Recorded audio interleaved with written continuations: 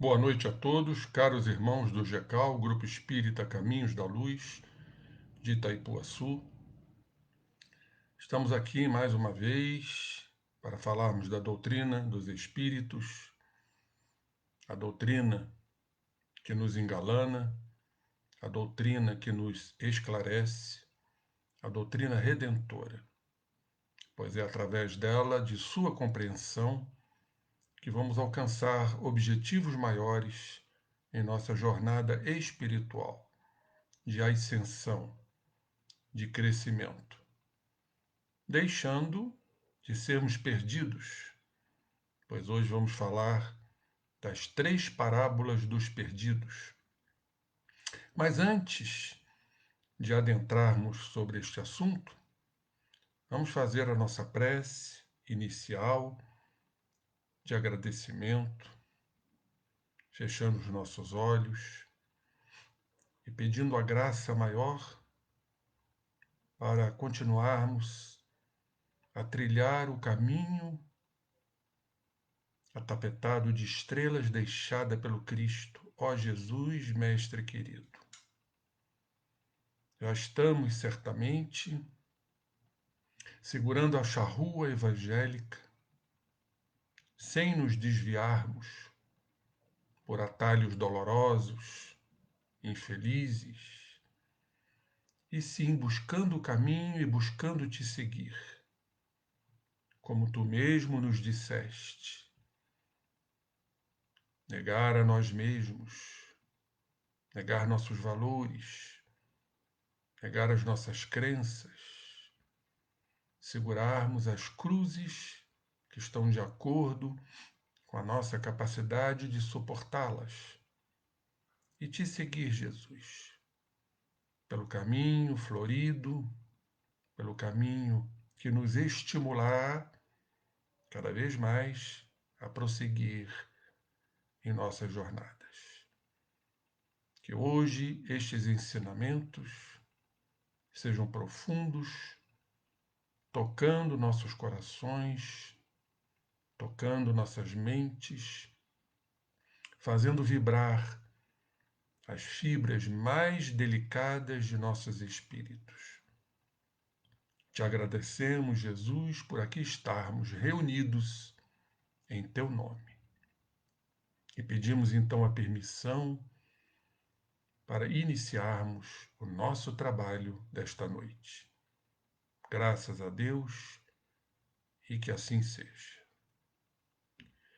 Queridos companheiros, falamos e anunciamos as parábolas dos perdidos, entendendo aqueles que são perdidos, aqueles que não encontraram o endereço do Mestre, aqueles que vagam em estradas espinhosas, esburacadas, diante de tantos óbices, de pedrouços, de tristezas, de amarguras, pois estamos distantes do caminho que vai nos elevar, nos exalçar à presença do Pai.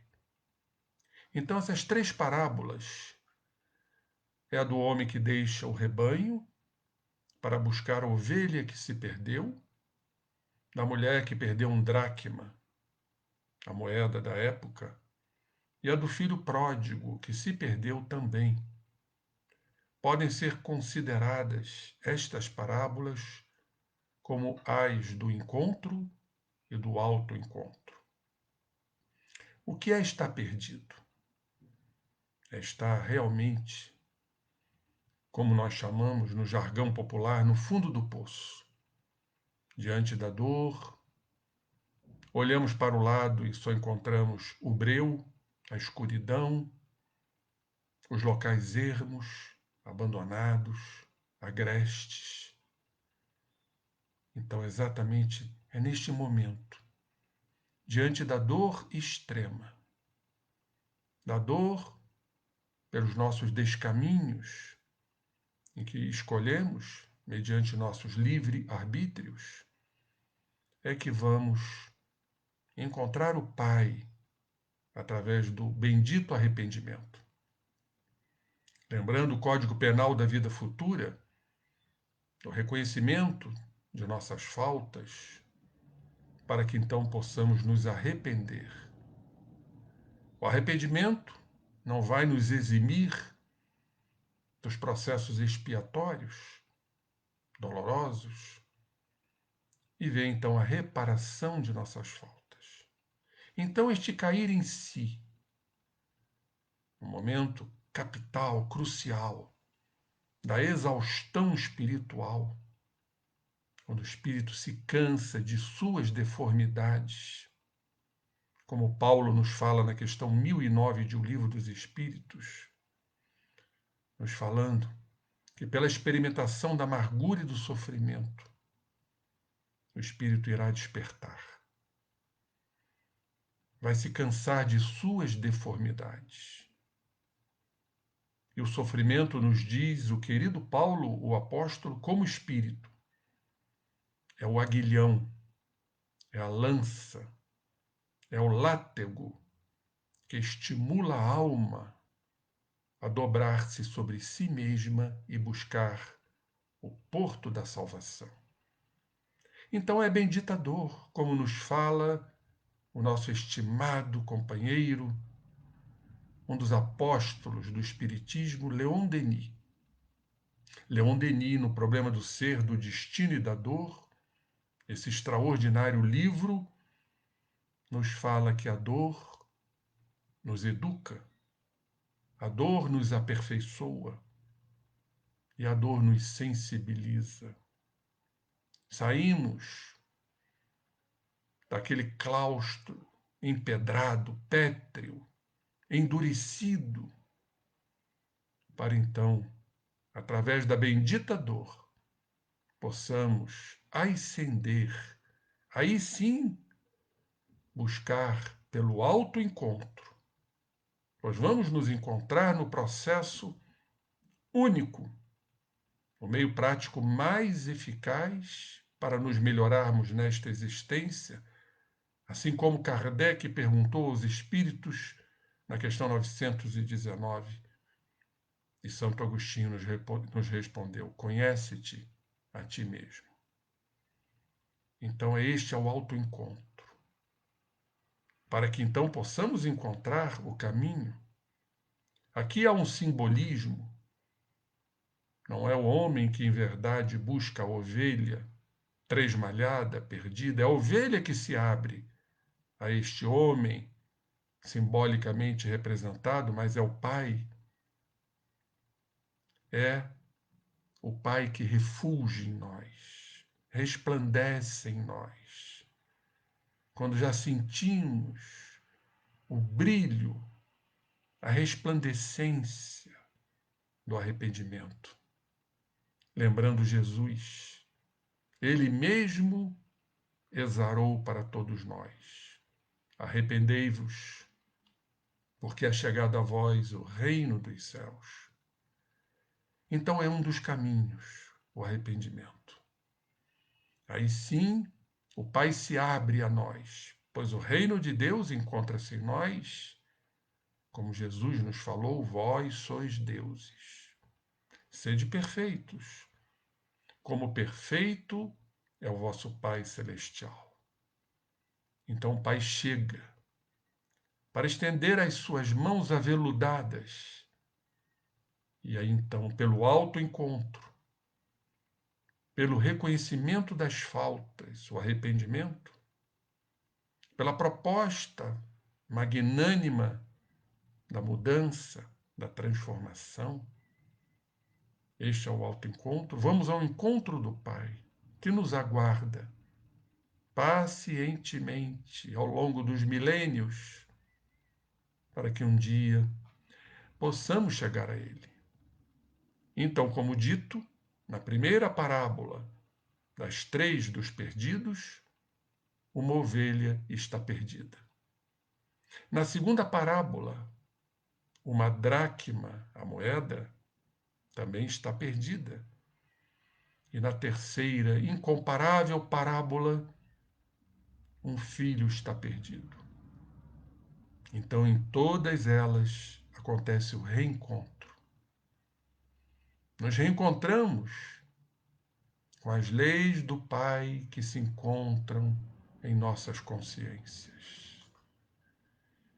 Então, o pastor deixa as 99 ovelhas no deserto, aquelas que já se agruparam, aquelas que já estão a caminho do redil, e vai em busca da única ovelha que havia se perdido, a ovelha tresmalhada.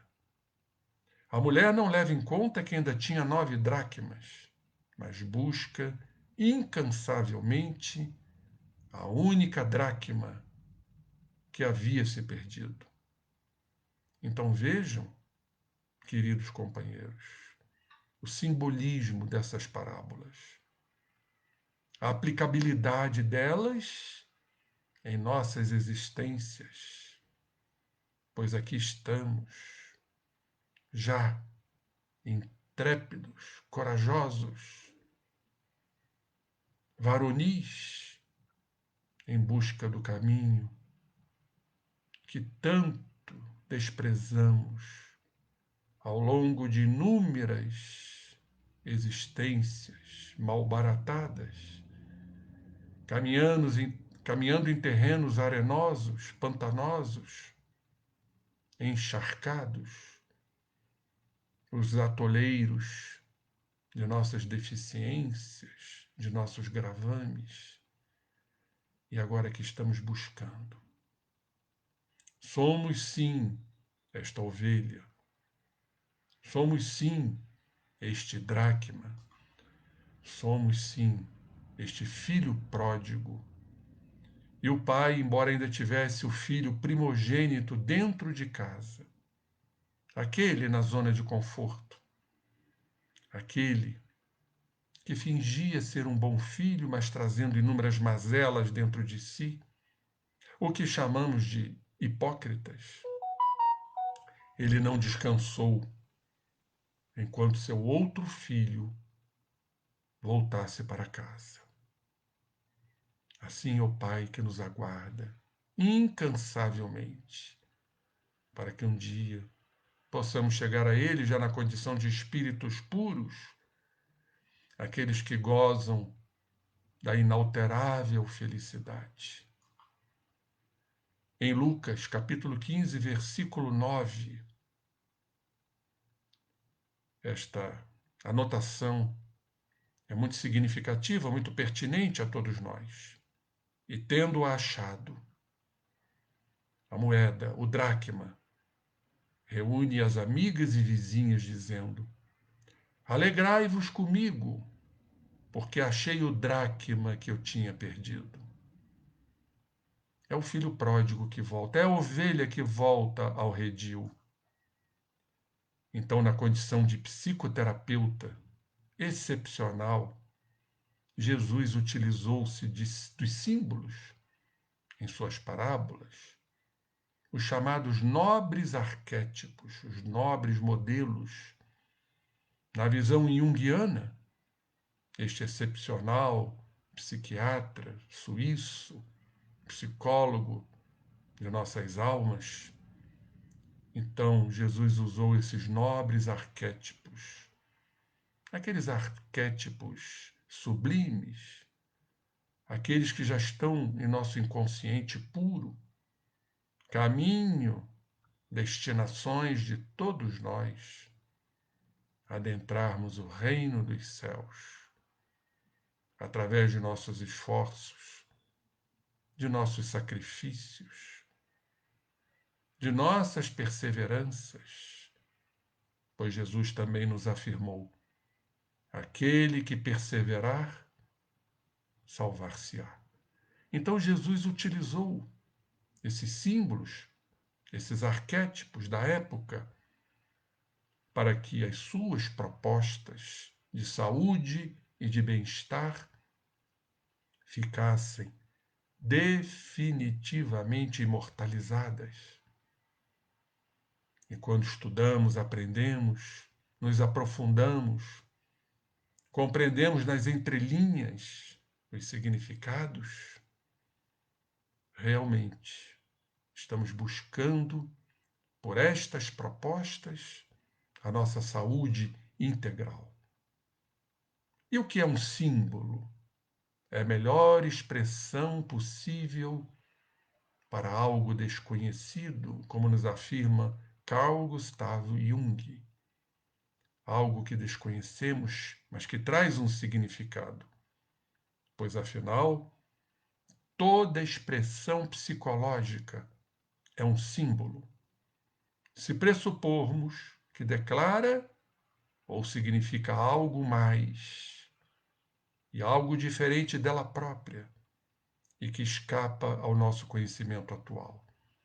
É aquilo que vem, que traz um significado, que traz um colorido, um atavio, mas que, através do desenvolvimento de nossas inteligências, cuja moral vai secundando gradativamente, vamos compreendendo os significados destes símbolos. E os arquétipos são os elementos primordiais e estruturais da psique humana. Temos nobres arquétipos, as leis de Deus, instaladas, semeadas, quando fomos criados simples e ignorantes, na nossa zona mais sutil, mais sublime. Isso nos enleva, quando compreendemos que lá chegaremos pela força das consequências, da razão, quando entendemos a reencarnação justa, promissora, redentora, e vamos então buscando esses nobres arquétipos. Mas também existem os arquétipos deficientes de nossas derrapagens morais ao longo de tantas e tantas encarnações.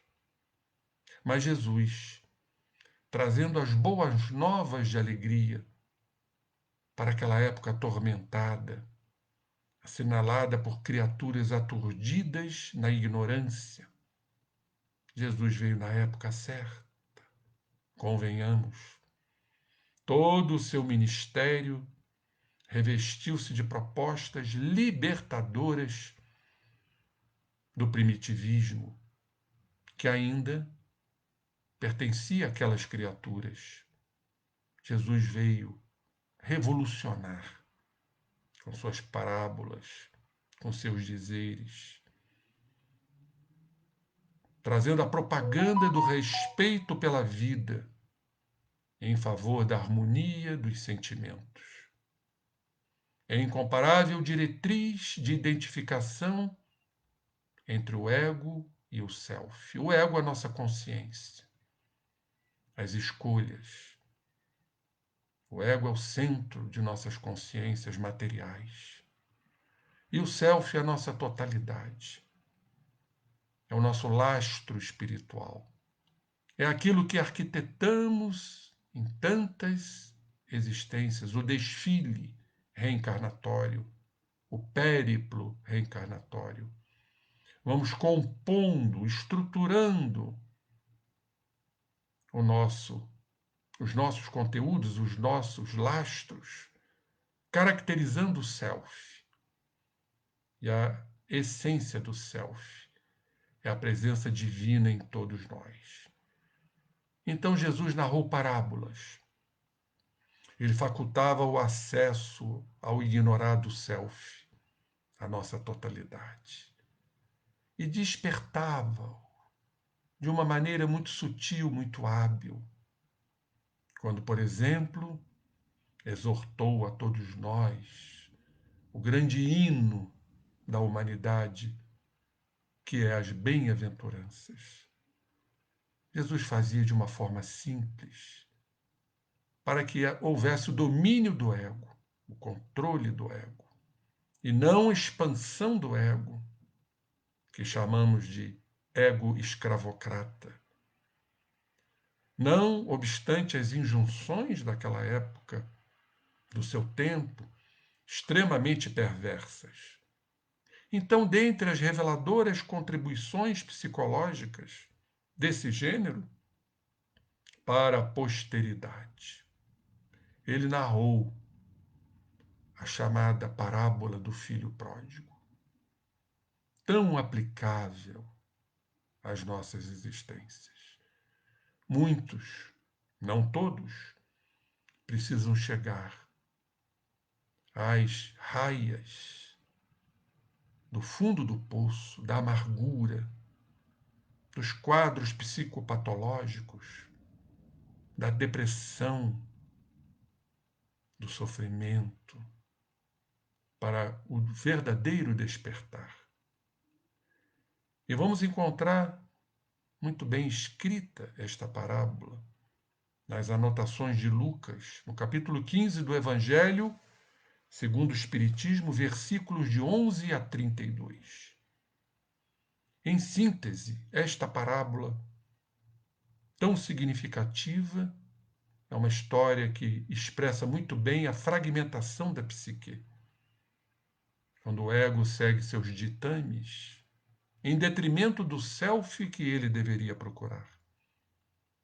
Então não existia, melhor dizendo, a ponte entre o ego e essa totalidade que devemos buscar, a nossa realidade psíquica, que o autoconhecimento promove.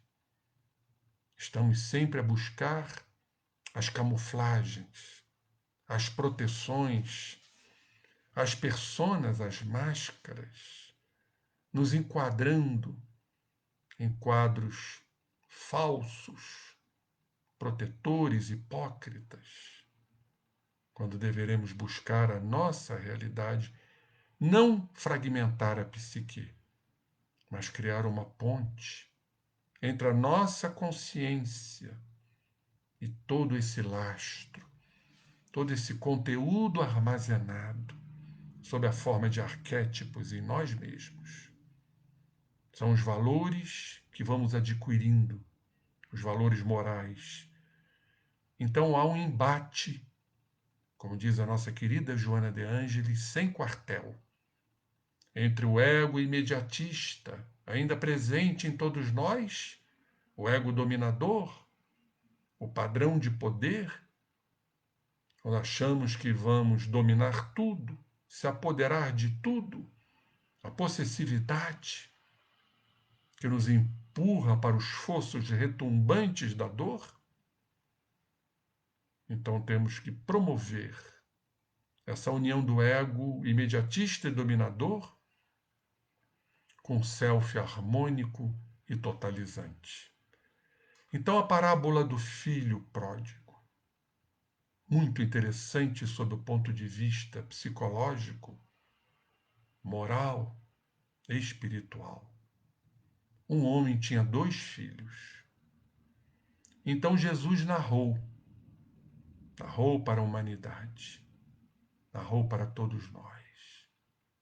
São lições de inestimável valor, que hoje estão entranhadas em nós, esculpidas em nós.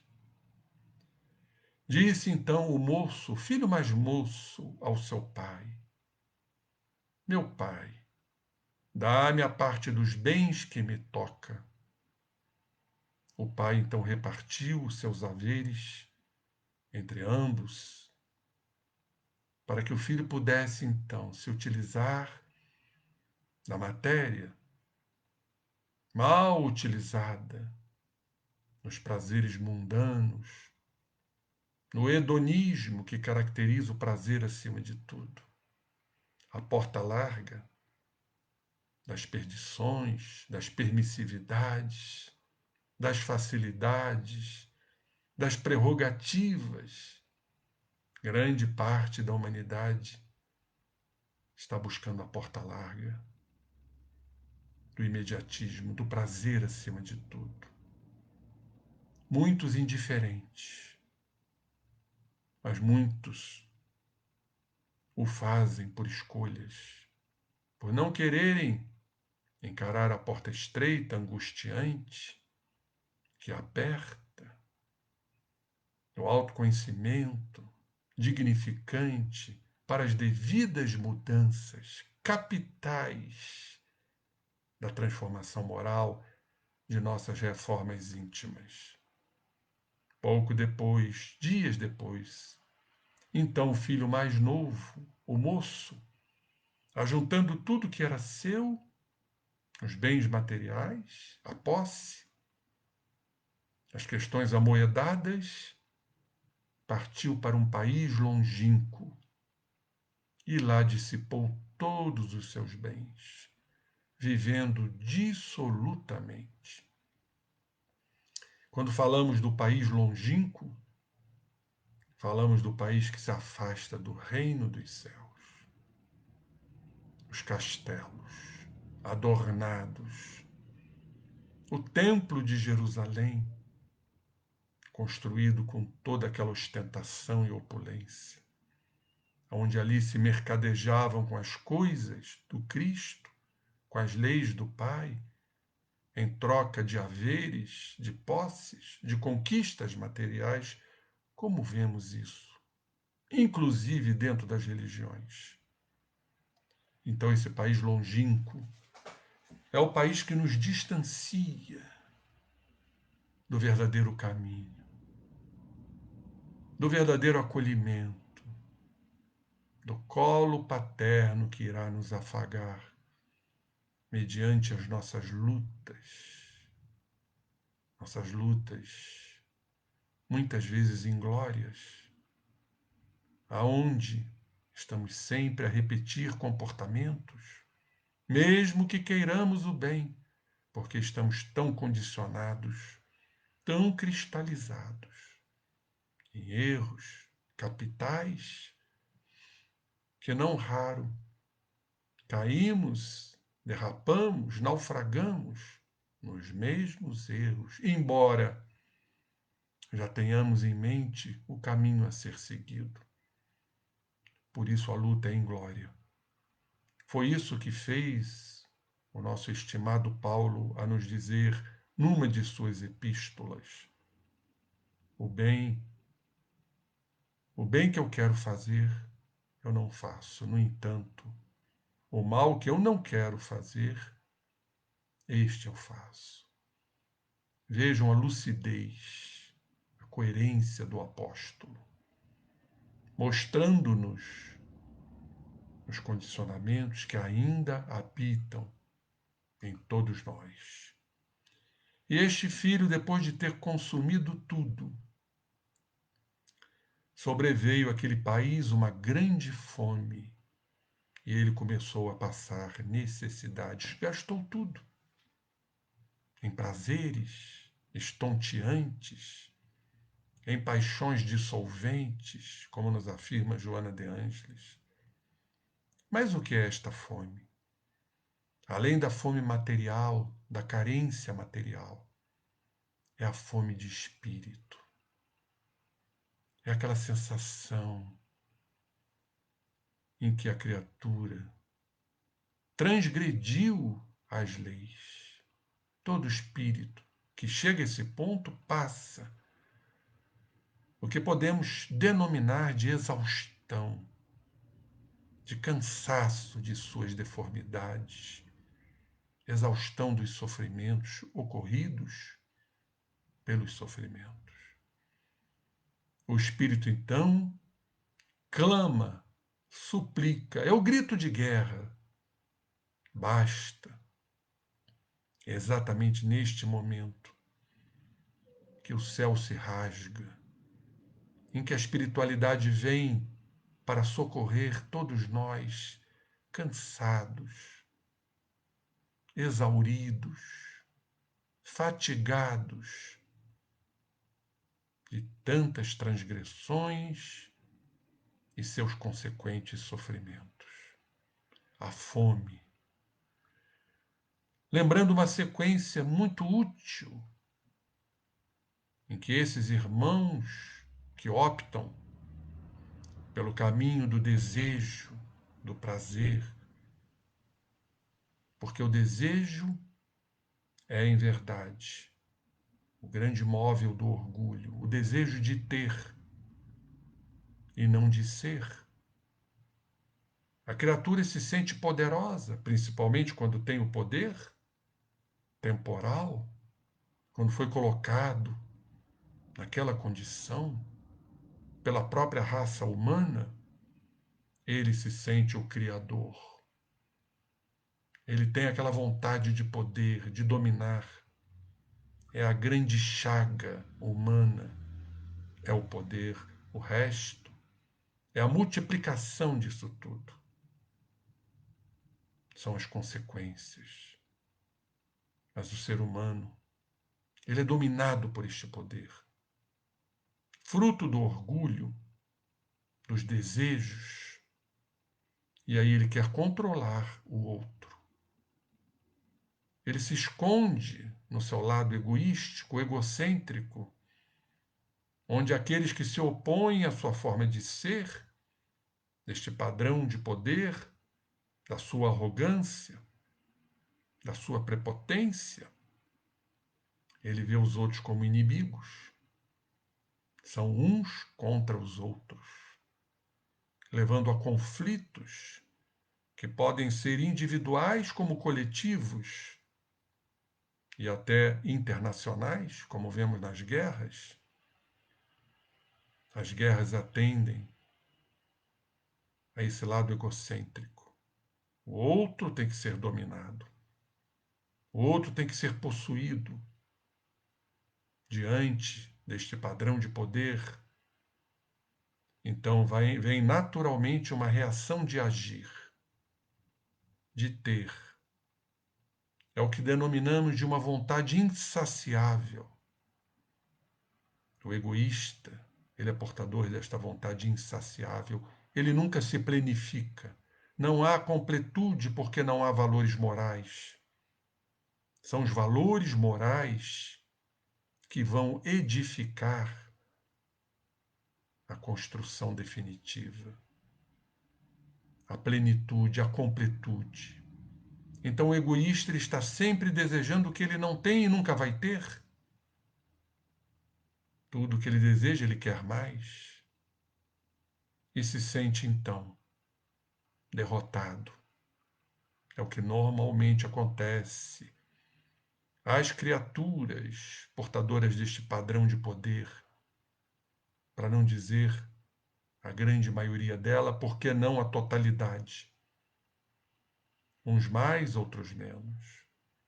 Sentem-se aí incapazes, impotentes. Sentem-se frustrados pelo seu poder pelo seu padrão de poder não ser atendido, desapontados consigo mesmos.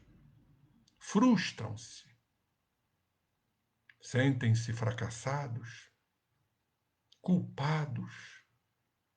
A culpa é a base, é a condição basilar dos quadros depressivos que vemos na humanidade, praticamente acometendo um quarto da humanidade. A doença do momento, da época, os transtornos ansiosos, depressivos, porque ali está o padrão de poder não atendido. A criatura, então, cai na zona de conforto, temendo novas atitudes, desanimando, perdendo seu tônus, porque ele não acredita em si próprio. Ele se vê um fracassado. Então, é este o desdobramento do orgulho, do desejo, do padrão de poder, do estado orgulhoso de ser. Temos aqui mais uma colocação. Isso tudo lembrando do filho pródigo, ainda detentor desse estado orgulhoso de ser. O estado orgulhoso de ser leva a criatura à prepotência, à arrogância, à megalomania, à presunção. Mas como normalmente ele fracassa, ele precisa de uma proteção. Ele precisa de uma persona, de uma máscara, para poder compensar a fragilidade que ele carrega. Então ele torna-se vaidoso. Uma das proteções do medo, da insegurança, que acomete a criatura portadora desse estado orgulhoso de ser, ou então, por fracassar, pela sua imprudência, ele procura compensar ansiosamente, buscando o que ele acredita ser certo, o chamado perfeccionismo, para atender o seu padrão orgulhoso, o seu padrão de poder.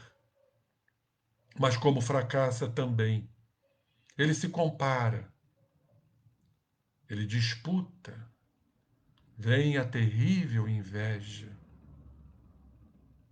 vem a maledicência, vem a calúnia. Mas também o estado orgulhoso de ser leva a criatura a uma rigidez para se proteger diante das possibilidades de fracasso. Torna-se rígido consigo e para com o próximo. Quando não perfeccionista, autoritário, teimoso, e torna-se intolerante com as demais criaturas.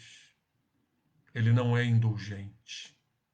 Então vejam as características psicológicas que habitavam este jovem, este moço, que chegou então a esta condição. Ele começou a sentir, como diz Joana de Ângeles, uma sede de água do mar. Pois afinal, a água do mar não sacia, não dessedenta. A criatura está sempre precisando. Desejo o que eu não tenho. E ele foi encontrar-se com um dos cidadãos daquele país. E este o mandou para os seus campos terríveis.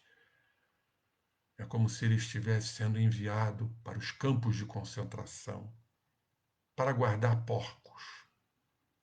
Ali faminto. Fome material e fome espiritual.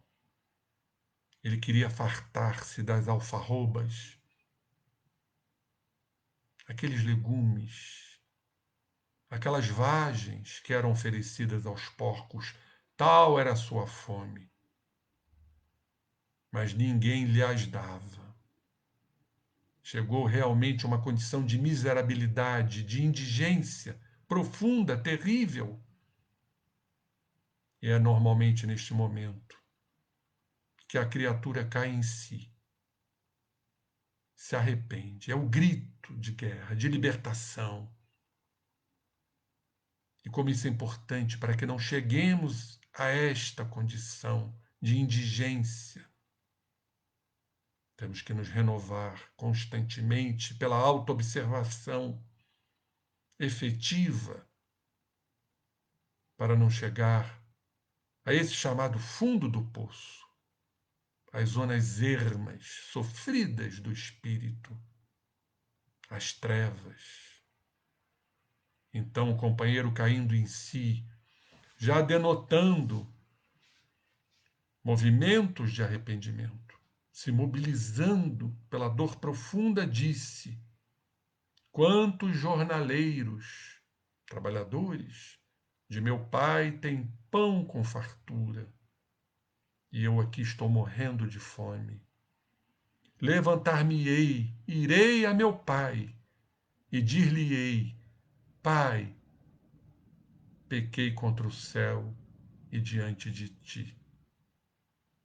Que momento nobre, especialíssimo desse espírito, reconhecendo suas faltas. Esse reconhecimento, esse arrependimento, fez com que ele voltasse, buscasse a casa do Pai. Assim somos nós. A escada de Jacó, caminho de retorno à casa do Pai. Que brilhantismo, que lição magnânima. E vamos lembrar o livro dos Espíritos, na parte 4ª, no capítulo 2º, que nos fala sobre os processos expiatórios e o arrependimento, das penas e gozos futuros. Quando na questão 999, Allan Kardec pergunta à espiritualidade, aos luminares: basta o arrependimento durante a vida para que as faltas do espírito se apaguem e ele ache graça diante de Deus? Quer dizer, tudo que o filho pródigo proporcionou a ele mesmo, tendo se arrependido, magnífico. Mas será que ele seria acaloradamente envolvido pelo Pai? Já no seio tépido do Pai? A graça diante de Deus? E a espiritualidade respondeu: o arrependimento concorre para a melhoria do espírito, mas ele tem que expiar o seu passado, tudo o que ele cometeu, com ele próprio, com os seus desmandos, com os seus disparates e os prejuízos causados a outrem, quando ele, dentro da sua prepotência, magoou, feriu, ofendeu, calcinou criaturas, ele vai ter que expiar o seu passado. Mas notamos aqui, também, além do arrependimento, laivos momentos de autopunição. Momentos que, diante da culpa, do remorso, de ter falhado, de ter falido, ele se autopunia, ele se subestimava, se autodepreciava. Ainda o arrependimento não era total. Quando o espírito vibra nesta faixa de autopunição, como se ele não admitisse o fracasso. É preciso admitir o fracasso, ter consciência do fracasso. Aí está o lídimo arrependimento. E não momentos de arrependimento que este filho pródigo mostrou. Quando ele disse: já não sou digno de ser chamado teu filho. Olha a autopunição. A baixa autoestima estava sendo comandado ainda pelo ego escravizante. Trata-me como um dos teus jornaleiros, meu pai. Levantando-se, ele foi para seu pai. O caminho inicial. Estando ele ainda longe, seu pai via-o. É Deus se mostrando. É o Senhor se mostrando. E Deus, na sua eterna compaixão. Este é um sentimento de espíritos mais evoluídos, mas a compaixão máxima é do amantíssimo Pai. Teve compaixão desse filho que retornava estropiado, ferido na sua alma, e correndo o abraçou e o beijou. Disse-lhe o filho: Pai, pequei contra o céu e diante de ti. Mas vem abaixo a autoestima, ainda mostrando fagulhas, vislumbres deste ego dominador, deste padrão de poder, desse estado orgulhoso de ser. Já não sou digno de ser chamado teu filho. Quando ele poderia dizer: sim, pai, sou teu filho, totalmente arrependido. Pecado, companheiros, em grego, vem de amartia, quer dizer mirar o alvo e não acertá-lo, caindo a flecha ao lado do alvo. São os desvios, são as estradas vicinais, são os atalhos, são as portas largas que procuramos pelo nosso livre-arbítrio, pela nossa ignorância, pela nossa imaturidade espiritual, pois somos ainda infantis, para bem dizer. Não infantis cronologicamente falando, mas imaturos, ainda buscando a maturidade do senso moral, como nos afirma o mestre de Lyon, Allan Kardec. E a questão que eu me referi, ela é muito importante, não só para o filho pródigo, como para nós. Eu citei a questão 1009. Vamos rememorá-la na íntegra. Então Allan Kardec pergunta e a resposta veio através de Paulo o apóstolo. Está lá no Livro dos Espíritos.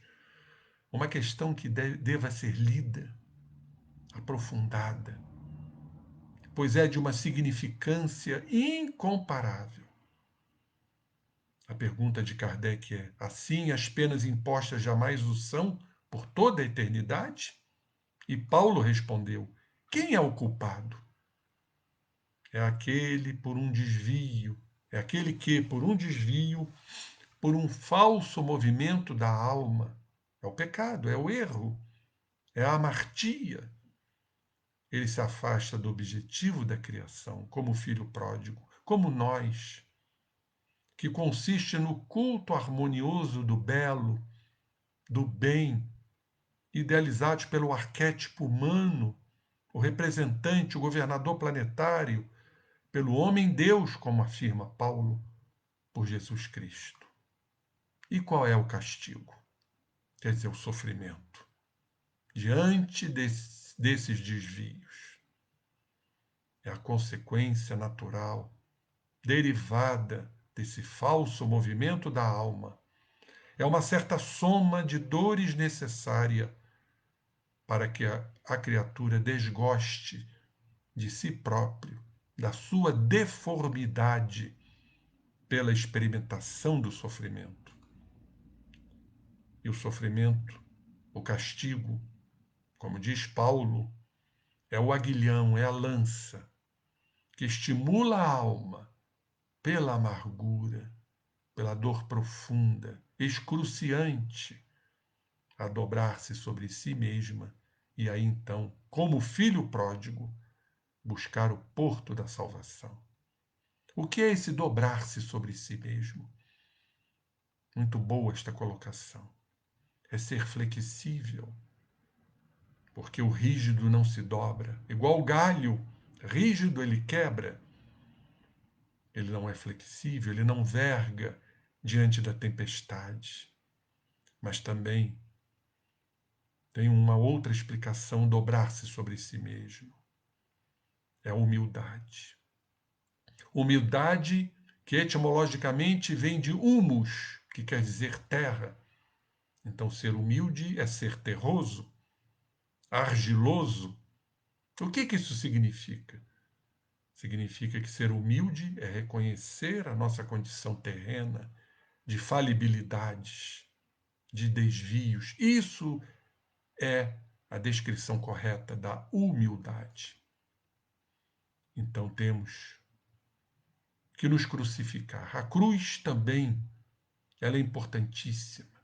Francisco de Assis nos fala da suportabilidade da cruz. Vem do grego também stavrar, que se transpormos para o inglês será to stand, ou seja, ficarmos de pé. To stand. A cruz tem que ficar de pé, com as suas traves extremamente pertinentes, a trave de nossas horizontalidades, de nossas condições terrenas, mas a trave vertical que se abre ao infinito. Foi exatamente quando Jesus levantou um pouco sua cabeça pendida e proferiu no final da sua existência entre nós a frase que verdadeiramente representa a trave vertical de nossas cruzes. Ó Pai, a Ti eu entrego o meu espírito. É o filho pródigo voltando ao lar, buscando o Pai. Por isso, vamos lembrar aqui de dois compositores, Giovanni Pergolesi e Claudio Monteverdi, dois italianos que comporam o Stabat Mater, onde Maria de Nazaré é aquela mulher que se mantém de pé aos pés da cruz. Mais um simbolismo. Maria, a Santíssima Maria, a nos mostrar, todos nós humanos, que devemos ficar de pé ao lado da cruz, a cruz que nos pertence. Firmes, fortes, sempre nos soerguendo diante das quedas, como Jesus nos mostrou no seu flagício até o Gólgota, até a nossa crucificação, até a nossa libertação. Vamos cair várias vezes como Jesus caiu, não moralmente, mas caiu sob o peso da cruz, que esfolava seu dorso, a nos mostrar simbolicamente que todos nós devamos nos levantar diante de nossas quedas morais. O Pai, porém, disse aos seus servos: Trazei-me depressa a melhor roupa. A melhor roupa é a túnica nupcial. Quando buscamos as leis de Deus, estamos envergando a túnica nupcial. E vesti-lhe e ponde-lhe um anel. Anel significa aliança. Estamos nos aliançando com o Pai, seguindo suas leis. E as sandálias nos pés também lhe foram dadas, as sandálias da humildade. Mas, dando com o homem que não vestia túnica nupcial, ainda não estava preparado, disse-lhe: Meu amigo, como entraste aqui sem a túnica nupcial? Ninguém entra no reino dos céus sem vestir a túnica. O homem silenciou. Está lá no Evangelho de Mateus, capítulo 22, versículos de 1 a 14. Então disse o rei à sua gente: Atai-lhe as mãos e os pés e lançai-o nas trevas exteriores. Aí é que haverá prantos e ranger de dentes, porquanto muitos são chamados, mas poucos são os escolhidos. Aqueles que vão envergar verdadeiramente a túnica nupcial. Então aqui Jesus nos mostra de muitos hipócritas, de muitos falsos profetas, que chegam ao reino dos céus, entre aspas, sem a túnica nupcial. Atar as mãos e os pés tem um significado também simbólico. São aqueles presos, são aqueles que estão encadeados nos seus padrões ainda deficientes, ainda não se libertaram. São aqueles repletos de fixações mentais, encastelados nos seus desejos, os desejos do ego. Esses estão presos. Isto é atar as mãos e os pés. Trazei também o novilho cevado, gordo, matai-o, comamos e regozijemo-nos, porque este meu filho era morto e reviveu, estava perdido e se achou. E todos começaram a se regozijar. Exatamente. Ele estava morto em espírito. E aí começou a despertar a sua consciência. Foi exatamente o que Paulo nos disse na Epístola aos Efésios, capítulo 5, versículo 14. Desperta, tu que dormes. Levanta-te dentre os mortos e o Cristo te alumiará. Os mortos em espírito. Os mortos, como o filho pródigo anteriormente, buscando os prazeres, os seus haveres para gastar em festas, em desmandos. E aí foi ao fundo do poço para acordar. para despertar a sua consciência. Sair da condição de morto, e Jesus alumiará a estes irmãos que se arrependem. Mas tem um filho mais velho que estava no campo. Quando voltou, foi chegando em casa, ouviu aquela música, aquela dança, chamando um dos criados, perguntou-lhe o que era aquilo. E este lhe respondeu: Chegou o teu irmão. Teu pai mandou matar o novilho cevado porque o recuperou com saúde. Despertou a consciência. Mas este primogênito também ainda não tinha despertado. Ficou enciumado. Ele queria toda a exclusividade do pai. Vestia uma capa de filho que cumpria as obrigações, hipócrita, fazendo mau uso dos talentos que lhe foram oferecidos. Ficou magoado com a decisão do pai, ficou ressentido, ficou com raiva do irmão, sentiu inveja. Era aquele filho que cumpria obrigações, aquele filho ainda envolvido pelos seus interesses pessoais, era o hipócrita, o dissimulado. Então ele se indignou e não queria entrar, compartilhar. Seu pai saiu procurando conciliá-lo, mas ele respondeu agressivamente ao pai: Há tantos anos que te sirvo, sem jamais transgredir uma ordem tua, e nunca me deste um cabrito para eu me regozijar com os meus amigos. Pois aquele que cumpria as chamadas obrigações falsamente, aqui ele se mostrou. Mas quando veio este teu filho, que gastou os teus bens com meretrizes, tu mandaste matar para ele o novilho cevado. Replicou-lhe o pai: Filho, tu sempre estás comigo, e tudo que é meu é teu. Entretanto, cumpria regozijarmo-nos e alegrarmo-nos, porque este teu irmão era morto e reviveu. Estava perdido e se achou. Então, companheiros, vemos aqui, presente nesta parábola tão importante, magnífica, os arquétipos do bem e do mal, as sombras densas, o ego dominador, aquele que buscou o self, tudo isso se conflita nessa narrativa, enfrentando-se, lutando com ferocidade, e um arsenal de transtornos psicológicos, como eu já demonstrei. A promiscuidade de conduta, a perversão, a fuga, a mágoa, a ira, o desencanto assinalando o comportamento desses dois irmãos, enquanto o Pai generoso exterioriza a saúde pelo entendimento e pelo amor, as defecções morais, a ignorância dos filhos, utilizando-se da compaixão, do perdão, mas também da gratidão e do afeto, em suma, mostrando a todos nós humanos as suas leis. Então o Pai induz aos dois o encontro com o arquétipo primordial.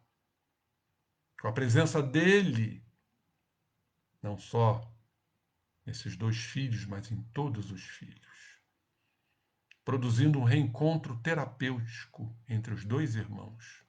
Única forma de possibilitar o entendimento entre ambos, a fraternidade plena, a saúde geral.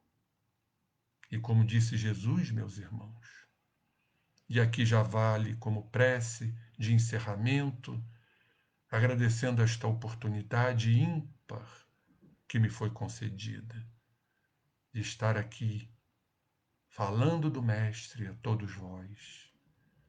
Quando duas ou mais criaturas estiverem reunidas em meu nome, lá eu estarei. E Jesus está a nos dizer: meu reino não é deste mundo.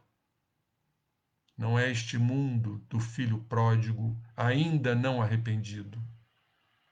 Mas o reino de Jesus é o reino claro, insofismável.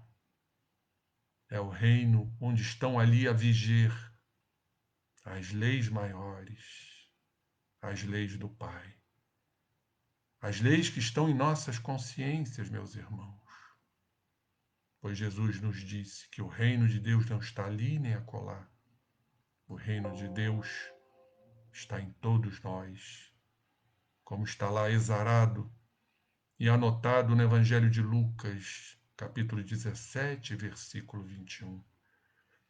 Então, queridos companheiros, que Jesus nos abençoe, que Jesus traga as suas vibrações mais sutis, mais delicadas, atenuando nossas dores, nossas amarguras, nossas aflições ainda presentes, pois, Mestre amado, já estamos te procurando.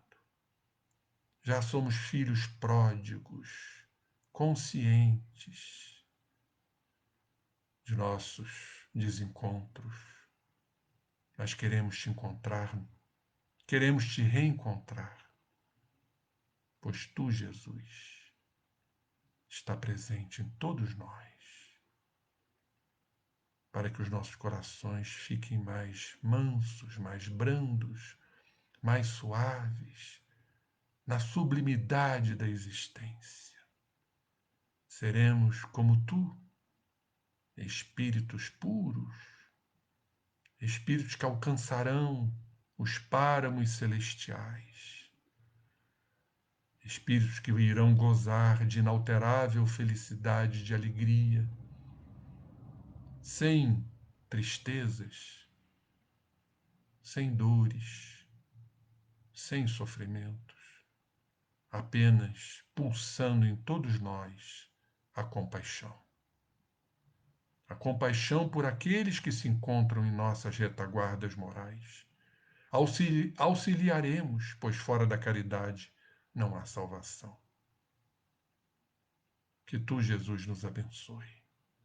Ficamos muito gratos por esta oportunidade incomparável. Graças a Deus e que amemo-nos uns aos outros. Graças a Deus e que assim seja.